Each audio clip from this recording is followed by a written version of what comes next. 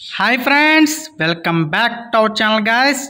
Today మనం topic వచ్చి soils అంటే నేలల కోసం నేర్చుకుందాం. ఈ టాపిక్ నేర్చుకుంటే మనకి మరిన్ని ఇంపార్టెంట్ బిట్స్ వస్తాయి. సో ఇంక క్లాస్లోకి వెళ్ళిపోదాం.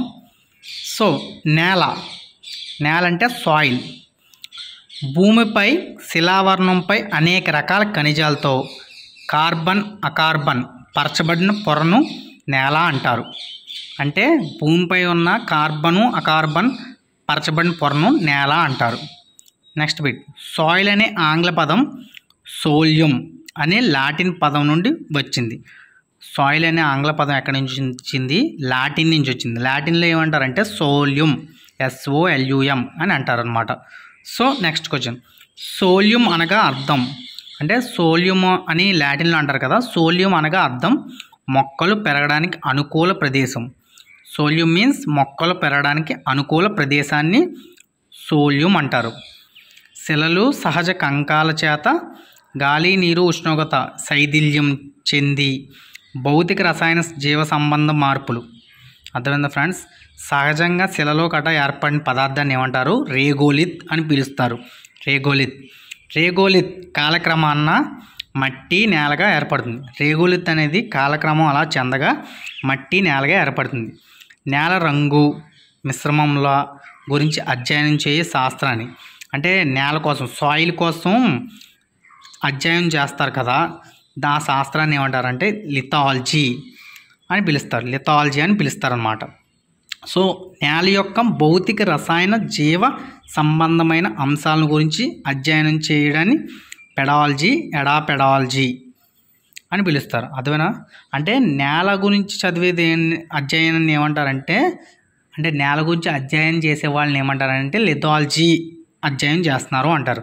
అదే నేల యొక్క భౌతిక రసాయన జీవ సంబంధమైన అంశాల గురించి అధ్యయనం చేస్తారు కదా, వాళ్ళని ఏమంటారంటే పెడాలజీ లేక ఎడాపాలజీ అని పిలుస్తారు అన్నమాట. నేల అందలి పొరల గురించి తెలియజేయడాన్ని హొరైజన్స్ అని పిలుస్తారు అన్నమాట. నేల అందలి పొరల గురించి తెలియజేయడాన్ని హొరైజన్స్ అని పిలుస్తారు. నేల యొక్క అవసరం లేకుండా మొక్కలు పెంచే విధానాన్ని హైడ్రాఫోనిక్స్.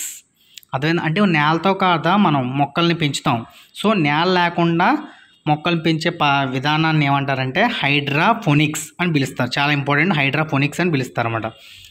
ఫ్యూచర్లో ఏంటంటే నేల లేకుండా ఈ విధానంగా వాడతారన్నమాట. పక్కగా ఇప్పటికీ వాడుతున్నారు. సో ఇంక ఫ్యూచర్లో ఇదే ఉంటుంది. నెక్స్ట్, గాలి తర్వాత విశ్వంలో అత్యధికంగా అయ్యే కలుషితం ఏంటంటే గాలి తర్వాత కలుషితం అయ్యేది ఏంటంటే నేల కలుషితం ఎలా అవుతుందంటే మనం ప్లాస్టిక్ పదార్థాలన్నీ పడిసేయడం వల్ల నేల కాలుష్యం అవుతుంది.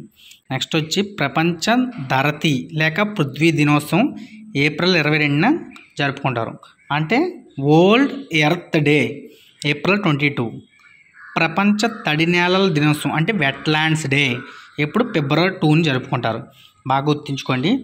ప్రపంచ ధరతీ దినోత్సవం లేక పృథ్వీ దినోత్సవం ఏప్రిల్ 22. అదే వెట్లాండ్స్ డే అంటే ప్రపంచ తడి నేలల డే అంటే ఫిబ్రవరి 2. ఓకేనా? నెక్స్ట్ వచ్చి నోట్, ప్రపంచవ్యాప్తంగా తడి నేలలు కాపాడే ఉద్దేశంలో యునెస్కో ఆధ్వర్యంలో రామ్సర్ అనే ప్రదేశం వద్ద ఒప్పందం కుదిరినది. దీన్ని రామ్సర్ ఒప్పందం అని పిలుస్తారు. సో ఫ్రెండ్స్, 1971 ఫిబ్రవరి 2న తడి నేలలు కాపాడే ఉద్దేశంలో యునెస్కో ఆధ్వర్యంలో ఇరాన్ దేశంలో రామ్సర్ అనే ప్రదేశం వద్ద ఈ ఒప్పందం కుదిరింది.